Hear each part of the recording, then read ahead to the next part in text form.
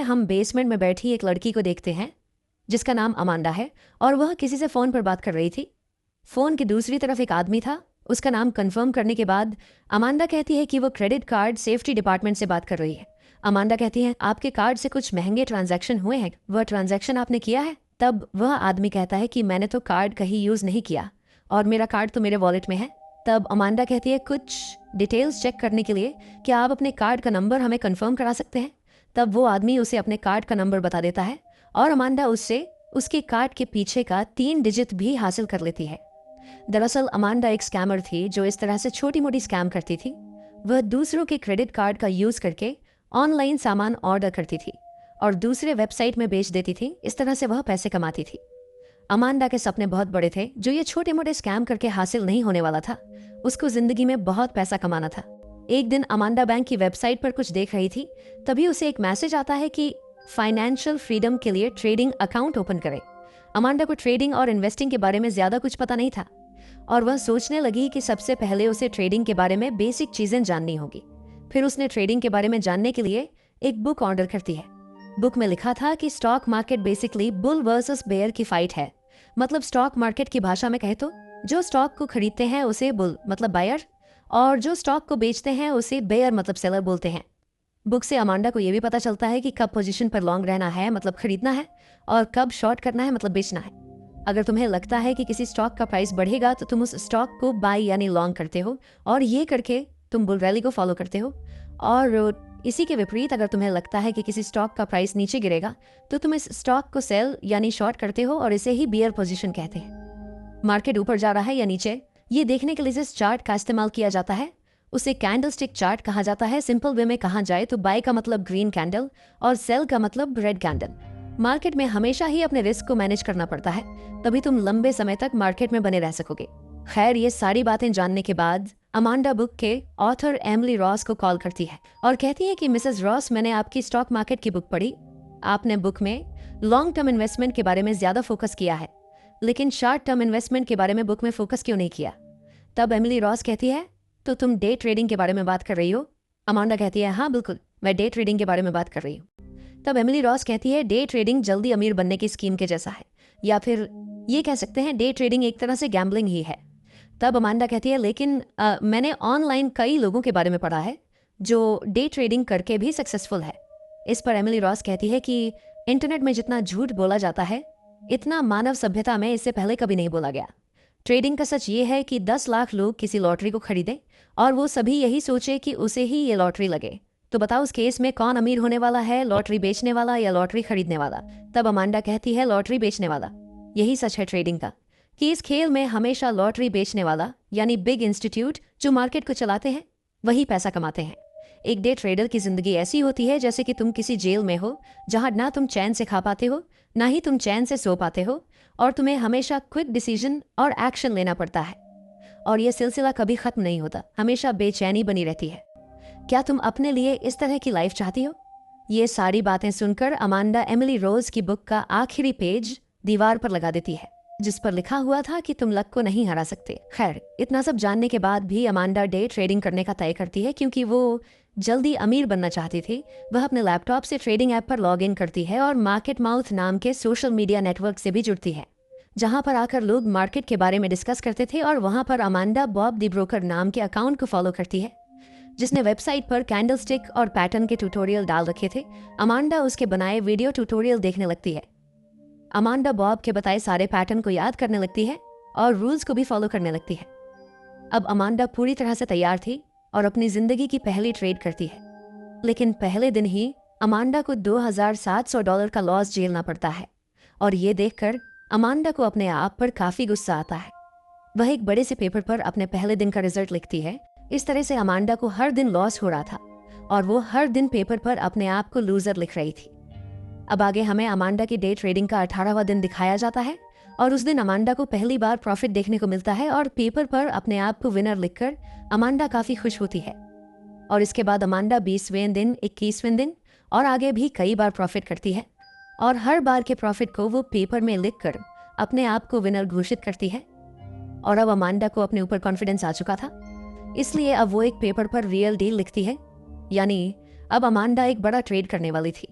वह तय करती है कि वो एक फार्मा कंपनी के स्टॉक को शॉर्ट करेगी क्योंकि अमांडा को लगता था उस कंपनी का शेयर अब गिरेगा। दरअसल डेल्टा पैक्स फार्मास्यूटिकल ने अपनी एक मेडिसिन का क्लिनिकल ट्रायल करवाया था। इस एंटी कैंसर ड्रग का ट्रायल 200 मरीजों पर किया गया था और आज इस ट्रायल का रिजल्ट आने वाला है। अमांडा को लगता है कि इस कंपनी का ट्रायल फेल होगा और कंपनी का स्टॉक गिरेगा और उसने अपना सब कुछ इस कंपनी के स्टॉक पर लगा दिया। ये बात अमांडा मार्केट माउथ नाम के सोशल मीडिया पर भी शेयर करती है, जिस पर उसने डेजी नाम से अपनी प्रोफाइल बनाई थी। वो ये भी लिखती है कि मैं अकेली हूं जिसने डेल्टा पैक्स फार्मास्यूटिकल का स्टॉक शॉर्ट किया है। आप लोगों का इस बारे में क्या राय है? फिर वह जैसा कि उसने कहा था डेल्टा पैक्स के 2000 शेयर्स शॉर्ट कर देती है। सुबह 9:30 पर मार्केट ओपन होते ही डेल्टा पैक्स का शेयर ग्रीन कैंडल बनाने लगता है और देखते ही देखते अमांडा का लॉस बढ़ने लगता है। अमांडा को अपना लॉस देखकर उसकी घबराहट बढ़ रही थी। अब 12:30 हो चुके थे और लंच टाइम हो गया। मार्केट माउथ पर लोग अमांडा के पोस्ट का मजाक उड़ाने लगे थे क्योंकि अभी भी डेल्टा पैक्स का स्टॉक नहीं गिरा था।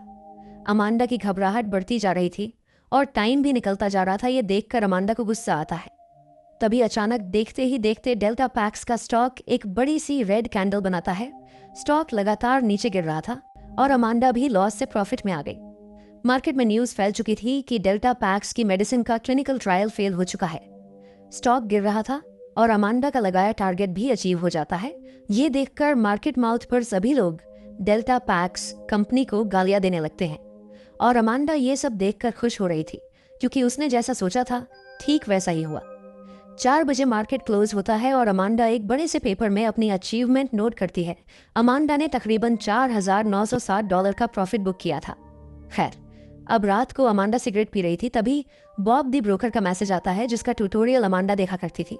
बॉब मैसेज में लिखता है, आज तुमने काफी अच्छी कॉल दी, तुम कब से ट्रेडिंग कर रही हो? अमांडा रिप्लाई देती है कि पिछले 1 महीने से तुम्हारे ट्यूटोरियल देख रही हूँ और आज मेरा फर्स्ट रियल ट्रेड था। फिर दोनों फोन पर बात करने लगते हैं। बॉब अमांडा से पूछता है, तुमने कैसे प्रेडिक्ट किया कि आज वह स्टॉक गिरेगा? तब अमांडा कहती है, अक्सर फार्मा कंपनी के मेडिसिन के ट्रायल के वक्त उसका स्टॉक ऊपर जाता है और जब रिजल्ट अच्छा नहीं आता तो स्टॉक नीचे गिर जाता है। मैंने इसी बात को नोटिस करके आज शॉर्ट किया था। तब बॉब कहता है कि चलो मैं तुम्हें आज एक सीक्रेट बताता हूँ। मार्केट में टेक्निकल एनालिसिस से कामयाब होना काफी मुश्किल है। मार्केट सिर्फ ग्रीड, फियर और हाइप पर काम करता है। इसलिए स्टॉक की हाइप पर कभी भी बाय मत करो, बल्कि हाइप क्रिएट करो और जब सब लोग खरीदना शुरू करें तब ऊपर में बेच के निकल जाओ। अब आगे अमांडा फार्मा कंपनी के उन स्टॉक को निकालने लगती है जो अपनी मेडिसिन का क्लिनिकल ट्रायल करवा रही थी और जिनका क्लिनिकल ट्रायल का रिजल्ट जल्द आने वाला था, और डार्क वेब से उन कंपनियों की जो भी इंफॉर्मेशन मिलती है उन्हें कलेक्ट करती है। अमांडा मार्केट माउथ पर कुछ डमी अकाउंट भी बनाती है ताकि उन अकाउंट से पोस्ट करके अमांडा मार्केट माउथ पर हाइप क्रिएट कर सके और उसकी पोस्ट के बहकावे में आकर ज्यादा से ज्यादा लोग बाय करें और वह ऊपरी भाव पर बेच सके। इस तरह से अमांडा काफी प्रॉफिट बनाया।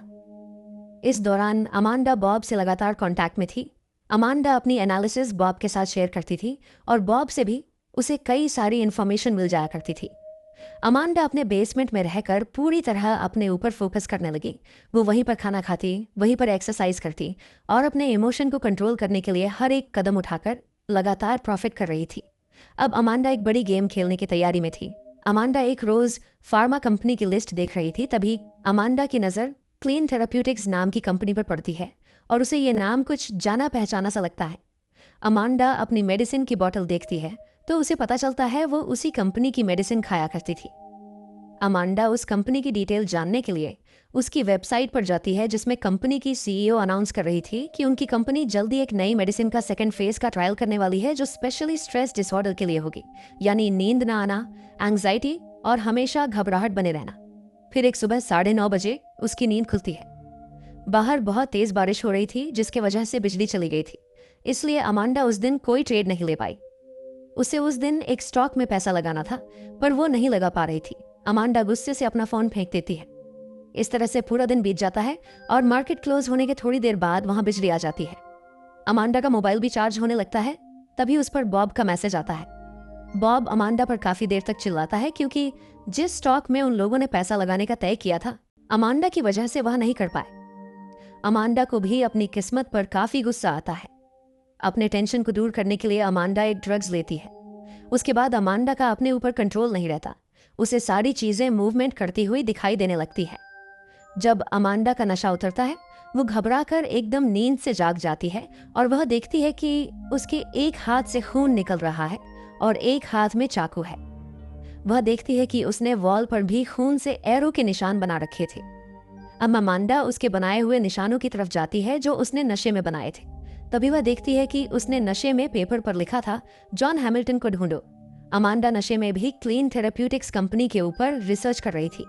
अमांडा नेट पर जॉन हैमिल्टन नाम के आदमी के बारे में पता लगाने लगती है, तो इस नाम के उसे नेट पर काफी सारे लोग दिखाई देते हैं। फिर अमांडा नेट पर सर्च करती है जॉन हैमिल्टन डेथ, और ऐसा करते ही उसके सामने जॉन हैमिल्टन के डेथ की न्यूज मिलती है, जहां पर लिखा था कि 25 साल का आर्मी जवान जॉन हैमिल्टन पुलिस से मुठभेड़ में मारा गया और पुलिस ने इल्जाम लगाया है कि जॉन हैमिल्टन मेंटल क्राइसिस से गुजर रहा था।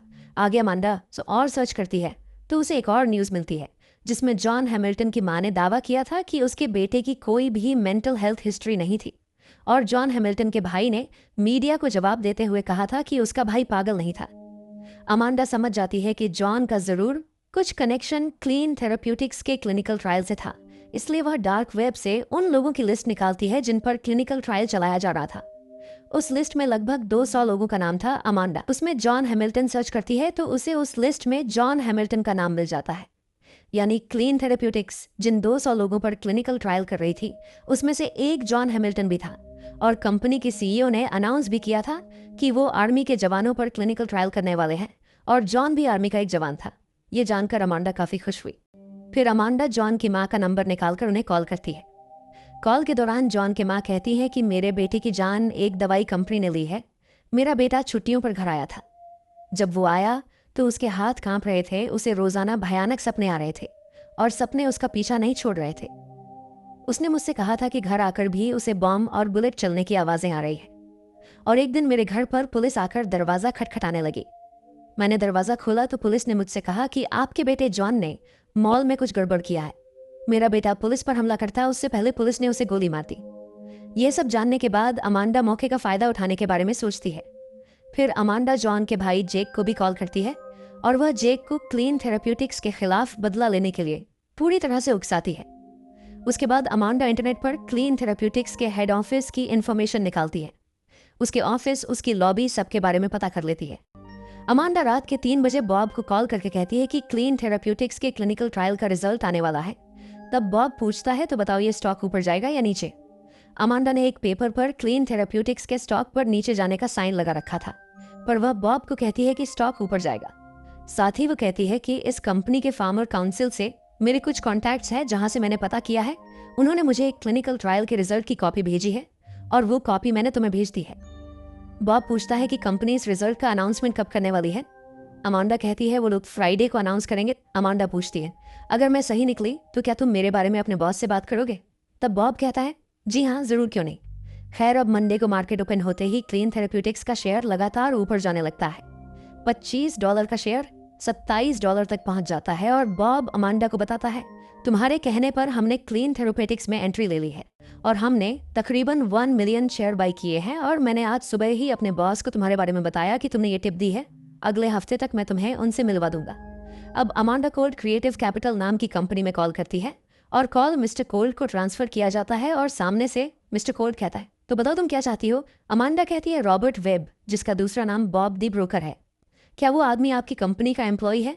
तब मिस्टर कोल्ड कहता है, हाँ, वो मेरी कंपनी का एम्प्लॉय है। तब अमांडा पूछती है कि क्या बॉब ने आपको बताया कि क्लीन थेरेप्यूटिक्स का शेयर खरीदने का टिप मैंने दिया था? मिस्टर कोल्ड पूछता है, वैसे तुम हो कौन और तुम्हारे पास क्या प्रूफ है कि तुमने ये बात बॉब को कही थी? अमांडा कहती है कि मुझे पता था कि बॉब आपको ये बात नहीं बताने वाला। वैसे मिस्टर कोल्ड, मैं वही हूँ जिसके कारण पिछले क्वार्टर में बॉब ने आपको काफी फायदा करवाया। मिस्टर कोल्ड कहता है, वैसे तुमने अभी तक ये नहीं बताया तुम मुझसे चाहती क्या हो?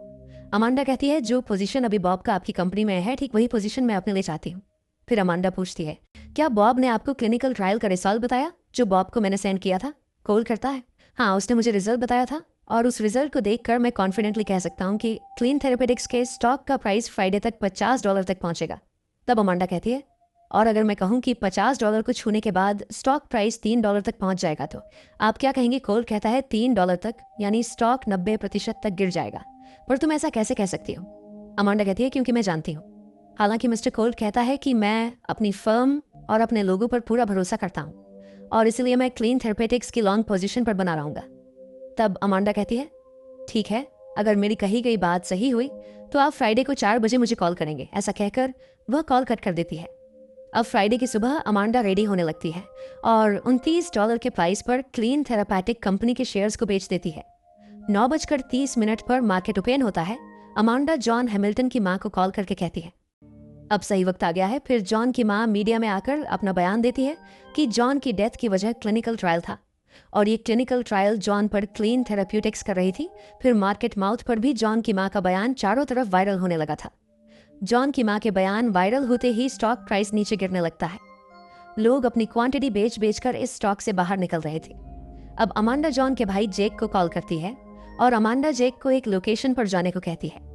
जेक अमांडा के कहे अनुसार उस लोकेशन पर जाता है। तब अमांडा कहती है, तुम्हें वहां पर एक पैकेज मिलेगा। जेक को पैकेट मिल जाता है। पैकेट ओपन करने पर उसे पैकेट में हथियार मिलता है। फिर अमांडा कहती है, अब तुम्हें उस पैकेट को लेकर अपने टारगेट पर जाना होगा, मतलब क्लीन थेरापेटिक्स कंपनी के हेड ऑफिस, जहां पर कंपनी की सीईओ रिजल्ट अनाउंस करने वाली थी। 12:30 बजते ही कंपनी की सीईओ मीडिया में आकर कहती है कि जो भी आरोप हमारी कंपनी पर लगाया गया है वह सब झूठे हैं और बताते हैं कि उनके मेडिसिन के क्लिनिकल ट्रायल के दौरान जॉन नाम का कोई भी आदमी पेशेंट की लिस्ट में मौजूद नहीं था और जो भी उनके खिलाफ झूठे इल्जाम लगाएगा वो लोग उसके खिलाफ कोर्ट में जाएंगे। दूसरी तरफ जेक हेड ऑफिस पहुंच जाता है। अमांडा जेक को कहती है, फायर एग्जिट के जरिए 7th फ्लोर पे पहुंचो। वहां कॉन्फ्रेंस रूम में सभी लालची लोग मौजूद हैं जो तुम्हारे भाई के मौत के जिम्मेदार हैं और तुम जानते हो तुम्हें उनके साथ क्या करना है। ये कहकर वह फोन काट देती है। अमांडा कंपनी के सीईओ का अनाउंसमेंट सुन रही थी। तभी अचानक वहां पर गोलियां चलने की आवाज आती है। जेक कॉन्फ्रेंस रूम में घुस गया था और वो सभी पर गोलियां चला रहा था और कॉन्फ्रेंस रूम में कंपनी के सभी बोर्ड मेंबरों को मार देता है। मार्केट माउथ पर भी गोलियां चलने के बारे में लोग डिस्कस करने लगते हैं और ये न्यूज़ फैलने लगी और कंपनी का स्टॉक प्राइस लगातार नीचे आ रहा था क्योंकि सभी लोग अपनी क्वांटिटी बेचकर इस स्टॉक से बाहर निकल रहे थे। ये सब देखकर बॉब अमांडा को कॉल करता है। तब अमांडा कहती है, याद है एक बार तुमने मुझसे कहा था कि खुद ही आग लगाओ ताकि तुम जलने से बच सको। अभी स्टॉक बेचने का टाइम है और तुम खरीद कर बैठे हो। तब बॉब कहता है, तो ये सब तुम्हारी वजह से हुआ है। अमांडा कहती है, गुड बाय बॉब, और वो कॉल कट कर देती है। देखते ही देखते वो स्टॉक $3 तक पहुंच जाता है। अब 4 बजता है और अमांडा अपना प्रॉफिट देखकर उसके आंखों से आंसू आने लगते हैं और अमांडा हंसने लगती है। ये उसके खुशी के आंसू थे। आज अमांडा अपनी विनिंग को पेपर पर लिखने लगती है। तभी उसे मिस्टर कोल्ट का कॉल आता है और वह अमांडा को कहता है, मैं तुम्हें मान गया, तुमने एक्स्ट्रा ऑर्डिनरी काम किया है। तुम्हारी वजह से मुझे तकरीबन $15 मिलियन का नुकसान उठाना पड़ा। तब अमांडा कहती है, और क्या हो, अगर मैं आपको सारा नुकसान अगले फ्राइडे तक वापस दिलवा दूं? तो मिस्टर कोल्ट कहता है, तो मैं अपनी कंपनी में तुम्हें हायर पोजीशन देने के लिए तैयार हूं। क्या तुम जॉब करने के लिए तैयार हो? मिस्टर कोल्ट उसे मंडे मॉर्निंग सुबह 9 बजे उसके ऑफिस में मिलने बुलाता है। अमांडा अपने रूम में पड़े सारे पेपर्स को जलाने लगती है जिसमें उसने अपना विनिंग और लॉस का रिजल्ट लिखा था। सब कुछ जलाकर अमांडा अपने घर के बेसमेंट से बाहर निकलती है और यहीं पर यह मूवी खत्म हो जाती है। जुड़े रहने के लिए धन्यवाद। अगर आपको वीडियो अच्छी लगी हो तो लाइक, शेयर और नए हैं तो सब्सक्राइब करना ना भूलें।